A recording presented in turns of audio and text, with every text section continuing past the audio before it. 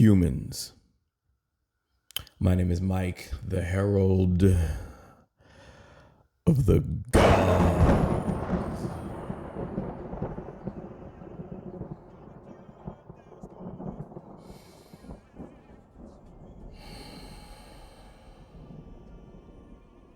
And welcome back to the Culture Gods channel. I just finished the Tomb Raider series on Netflix. Damn good series. I feel like ever since the Avatar, the last Airbender Avatar, not the water Avatar shit. I feel like the creators and the co-creators and the animators have went on to do some great things, and this feels like the animators from the original last Airbender series worked on this. I didn't look that up, but you can look at that animation and simply tell that's exactly what's going on. Anyway, Tomb Raider. Man, oh man, if you are of age when you remember the first early days of Tomb Raider, my first Tomb Raider game was Tomb Raider 2 on the PlayStation, and I've had every version of the PlayStation. Man, I remember the old PlayStation, like the gray one, you know what I'm saying? And like, you know what I'm saying? It had the disc, the lid popped up and you put the disc in there and shit.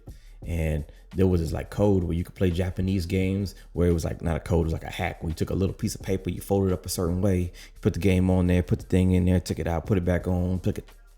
I'm having some flashbacks, bro. Some real PlayStation flashbacks. Anyway, I first played Tomb Raider 2 on the PlayStation and it was a good time.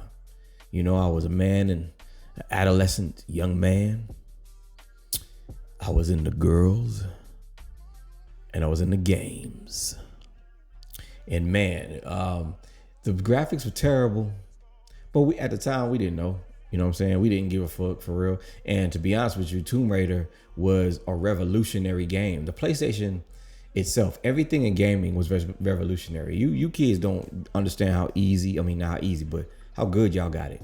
Like, a lot of shit that you have, you take for granted because I don't think the technology has made a huge jump. But going from Nintendo to Sega to PlayStation, boy, every game was a banger. You know what I'm saying? But Tomb Raider was one of those AAA games when they first came out. I didn't play the first one. I played part 2. And man, all my friends had it. And the physics in that game, let me tell you, were amazing. It was action packed, a lot of puzzle solving and shit. And it was cool because it was one of the first games that I played that the main star was a girl. You know, all the other games you were a man. You know what I'm saying? At some point, of course, because of the success of the Tomb Raider games, they went on ahead and made Tomb Raider the movie, starring the beautiful Angelina Jolie. Oh my God, I had such a big crush on her. Man, it's taking me back. But anyway, we moved past that, and here we are, fast forward to Tomb Raider on Netflix. I'm just going to give you a quick rundown. I'm not going to go episode for episode. Basically, Lara Croft is, she's an adventurer, of course. She is looking for these 4 stones. There's a guy named Devereaux. He's the main villain, I guess you could say. He's really not a villain. He's one of those guys that's like, basically he's Thanos. You know how Thanos was looking for the Infinity Stones? Basically, he's looking for all 4 of the Infinity Stones, but they call them Power Stones. And basically she's going, I think this Chinese mythology is what it surrounds. And, you know, so they're on a hunt. So he's looking for him and she's looking for him. So she can keep him from corrupting, because if you get all the stones together, they corrupt you. And of course, he's being corrupted. So he's using them to take control of people's minds and do all kinds of crazy shit. Now, in the show, she has two or three, I would say, allies, best friends. She's got Jonah, who is kind of like her sidekick. She got Zip, who is the brother, and then Camilla Roth. And so, you know, she got Zip in her ear. You know, he's a techie guy, you know, kind of telling her, giving her little facts and shit about where she's going, helping navigate her and shit. Jonah's the muscle, you know what I'm saying? He's by her side, you know, knocking niggas out and shit like that.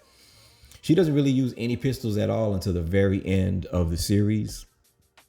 But I think it was kind of dope how, how she used her wits and her smarts and her athleticism to kind of do a lot of the fight scenes and shit like that. But anyway, so she's looking for Devereaux, and of course it's a mad hunt from continent to continent. Basically, it's not too much to it. Towards the end, she does solve some puzzles. She's actually going through some grieving in the process because she loses her mentor earlier on in the series. And so she's trying to figure out what to do with her life. She's trying to figure out what to do, how to get a hold of herself. I don't want to say if she's trying to decide if she wants to still raid tombs, but it looks like that's kind of the struggle. She's got this inner struggle going on. And then her friends kind of surround her and support her and let her know, like, yo, like, bro, you got this, man. Like, you know what I'm saying? We got your back, and you want to go on this adventure and stop Devereaux from becoming, this super villain and shit like that. We got you. So that's basically what happens, man. Again, it's not too deep. She ends up finding him. He turns into this huge monster when he gets all the stones together, and then they take him down, and that was it. The fight scenes in this motherfucker was like outstanding. I loved them. What I loved about it was they didn't use the guns to the very end. She has her little twin pistols, but what they did was they gave her the bow and arrow and her pickaxe, and she came up with a lot of real creative ways to use those in fight scenes or to escape from some dudes if they're running after and shit, or she had to like jump across a big old like space or whatever and to save her life. And it was pretty cool. Now, with that out of the way, there seems to be a little bit of controversy about Lara and how she differs from the video games. Let me just say this right now. No one gives a fuck. I don't think, once again, I'm trying to avoid adding any more fuel to the one side or the other side of this situation, and you kind of know where I'm going with this. Yes, you can look at Lara Croft and tell that she doesn't have the same physics as she did in the video game. Cool. I really didn't give too much a fuck about that shit, for real. I just hope I'm entertained when I'm watching this. And I was highly entertained. It gave me exactly what I wanted in the Tomb Raider series. She was strong. In the video game, she's strong, she's athletic, she's smart. She likes to solve puzzles, and she knows how to solve puzzles.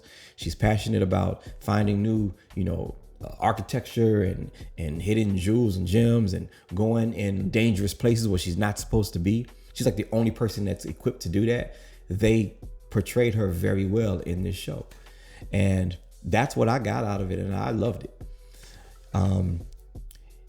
Her figure and her frame seems to be the point of the focus of the controversy, which, again, I don't get it. Like, she wasn't trans. She didn't declare her sexuality or nothing like that.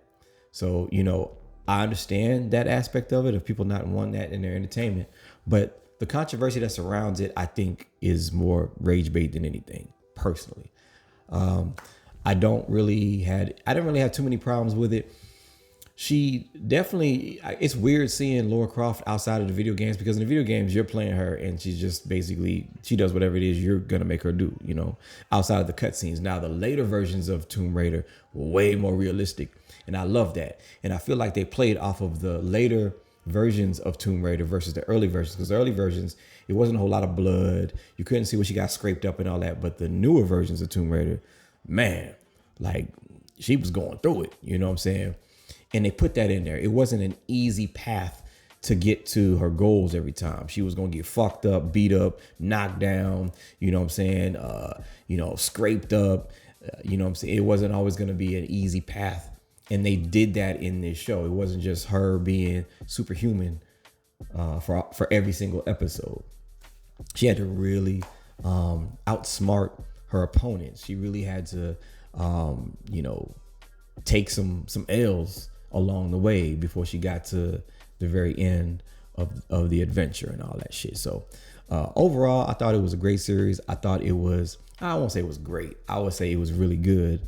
And it looks like they're going to have another season 2, the way there was a cliffhanger at the end of it. I'm curious to see what that's going to look like. And yeah, I don't really feed too much into whatever the other focuses are about the show. It was either entertaining or it wasn't to me. But that's neither here nor there. If you liked it and you didn't because of whatever reasons, cool. No, her boobs weren't as big as they normally are. But I mean, you know, I don't really even have any words for that. Hey, that's all I got. Gotta say I gotta go. Thanks for checking out the video. Hope y'all pull up in the next video. Don't do it for me. Do it for the God.